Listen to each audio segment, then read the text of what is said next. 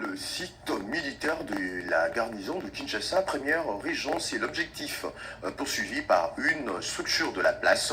C'est dans cette optique que de travaux d'assainissement ont été organisés dans le camp Loano à Kitambo pour rendre propre et sans simuler Rodépana.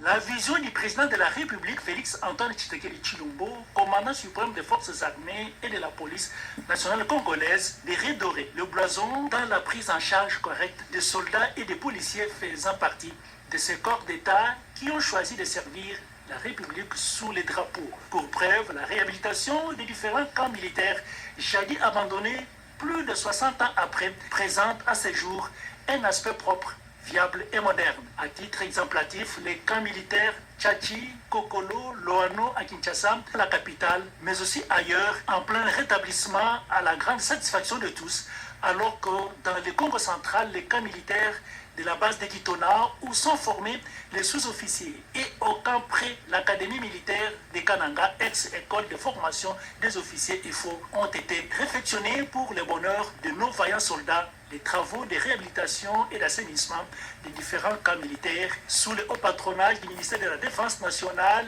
et des anciens combattants pour les comptes de l'armée congolaise, dont les bénéficiaires et les corps de génie militaire du camp Loano de la ville-province Kinshasa, avec l'expertise du général Bruno Danga, qui s'est personnellement impliqué pour la réussite de cette œuvre. Les triples ingénieurs seniors Sacré Nzambi Bidjoya investis à travers la fondation et la société Charity General Service Consting. L'environnement fait de l'homme un homme intègre.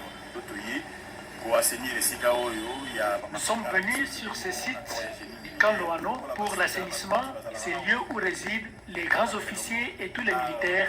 Nous avons tenu à les rendre salubres pour le bien de tous. C'est dans le cadre de la concrétisation du projet de développement à la base des 145 territoires et la vision à la fois de créer des millionnaires congolais, aussi bien de contribuer par l'entrepreneuriat privé, les jeunes appelés à apporter la pierre à l'édifice que la RDC.